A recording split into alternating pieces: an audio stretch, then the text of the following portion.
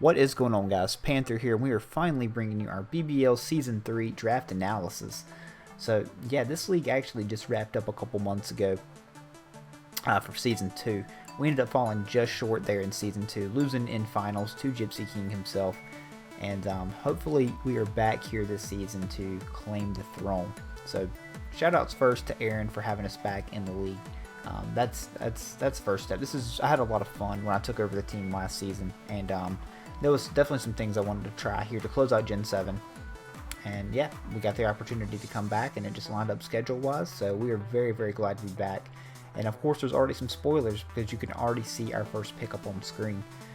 So let's talk about first what was allowed. There was a lot of things that were allowed this season. I was really hoping I was going to be able to pick higher to be able to draft some of it.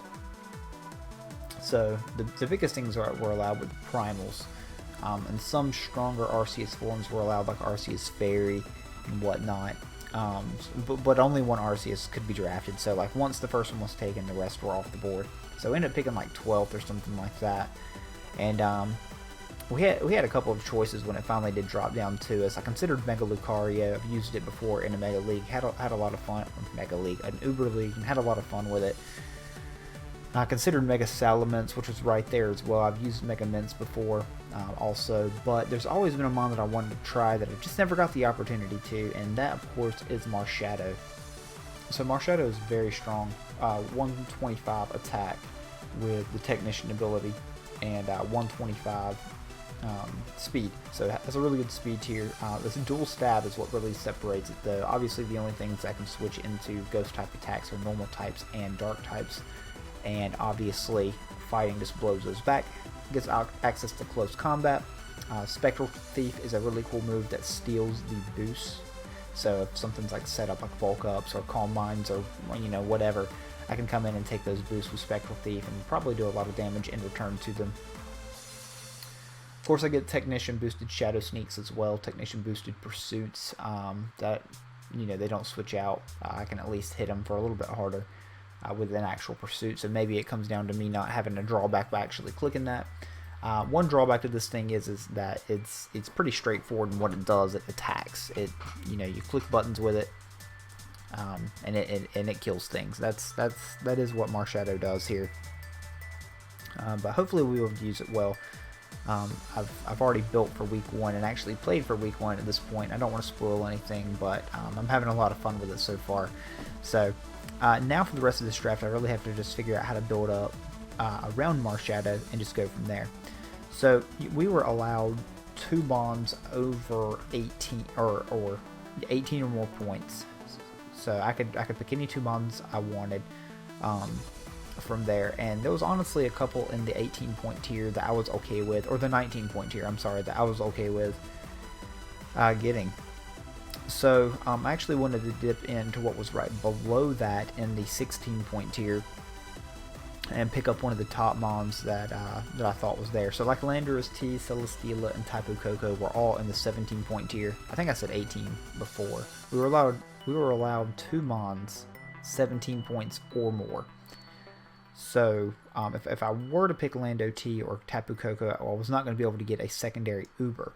What was available though in the 16-point slot was Mew. So we picked up Mew.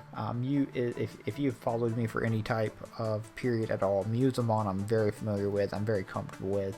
It's one of my favorite mons in Draft League format.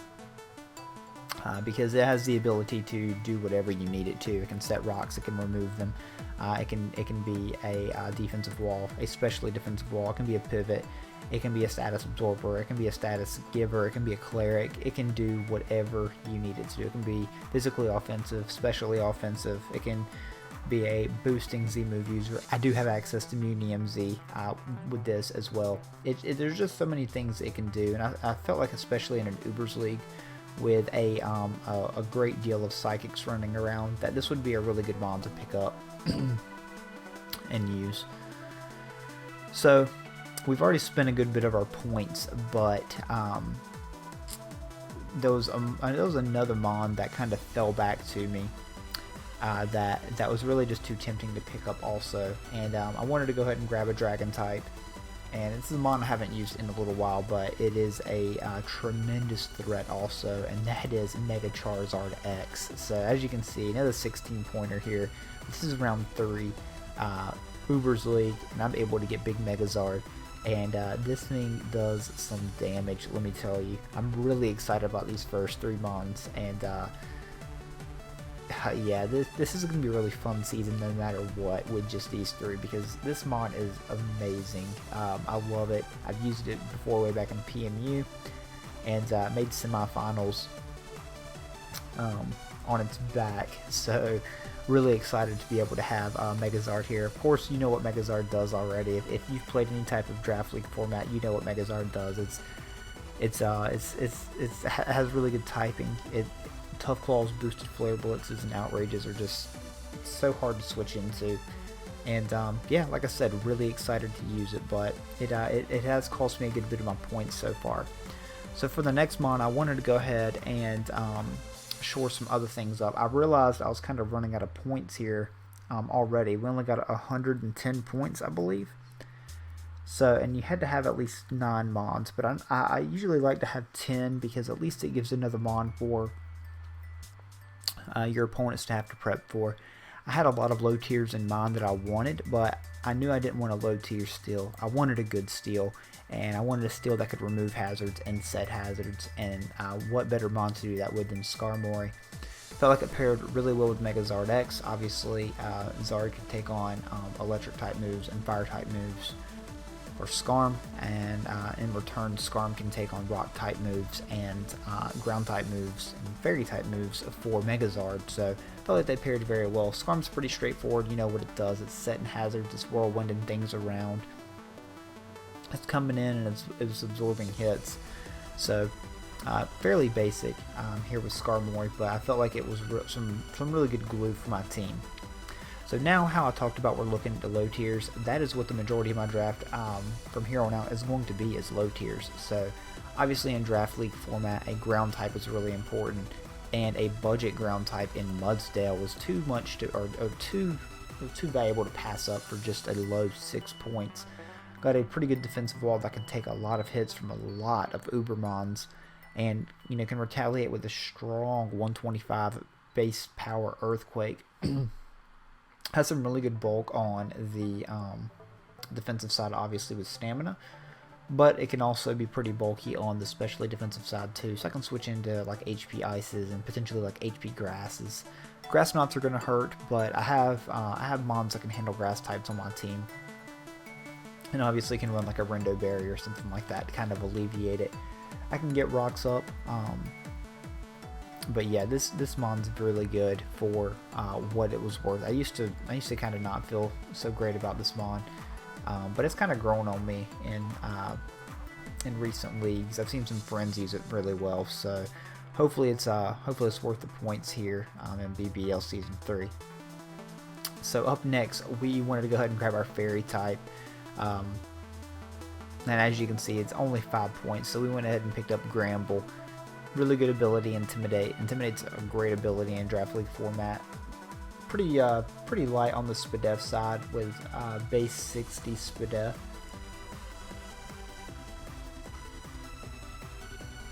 Oh, sorry guys, recording this one late at night, and couldn't stop that yawn coming through. But yeah, Gramble is a really good mon.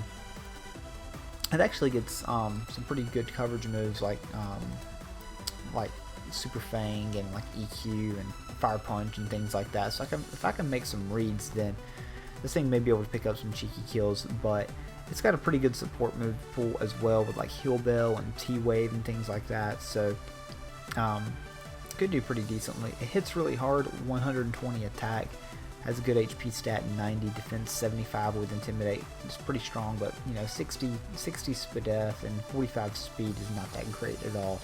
So we'll have to see how Gramble does here this season. Hopefully it does pretty decent. We're gonna hope for it, but for 5 points, I felt like getting a Fairy type, so people getting spam Dragon moves against me would be nice in general.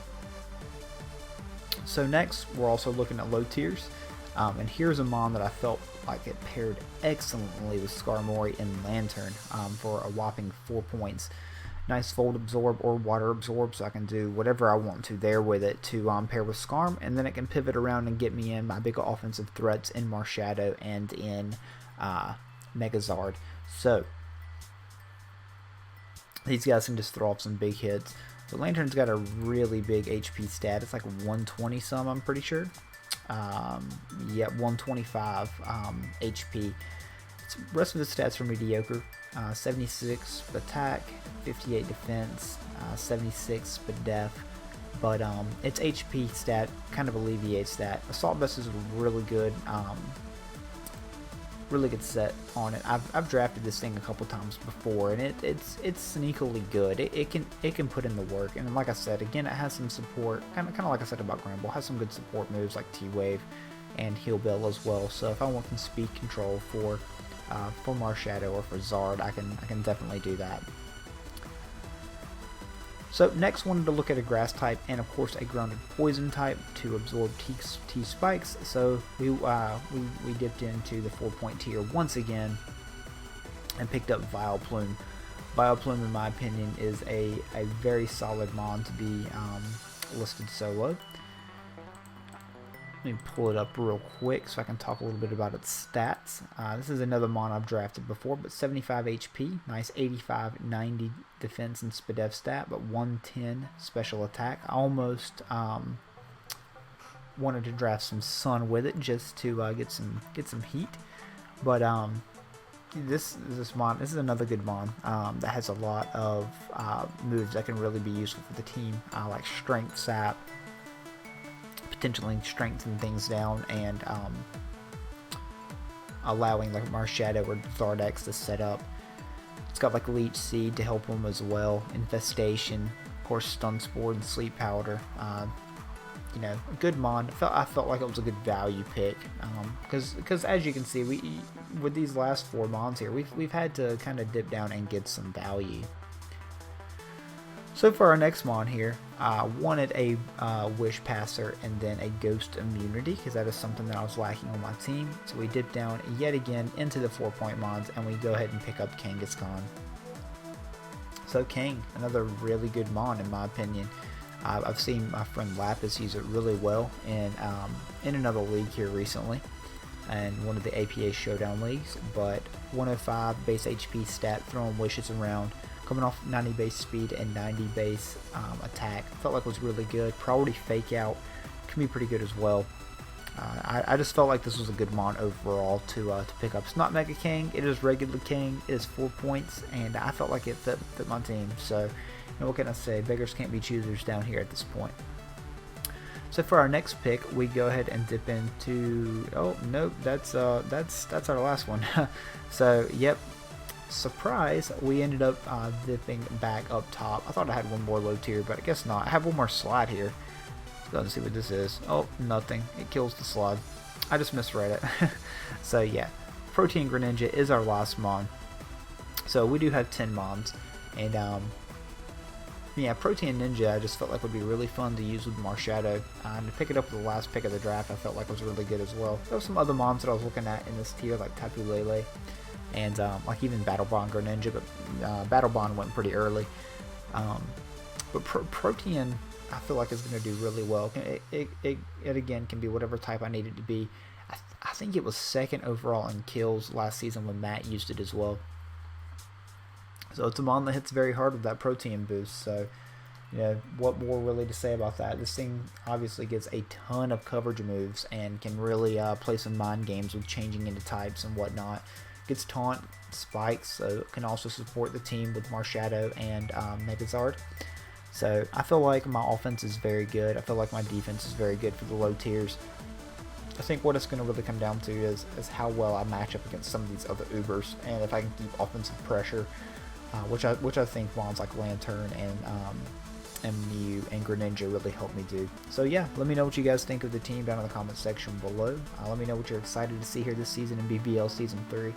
And yeah guys, thank you for the support. The battles will commence next week, so just be sure to check them out. We played JB Westside here in week 1, someone that we hacked out in semifinals last season. So yeah, hopefully we can have a clean game versus him and really put in the work.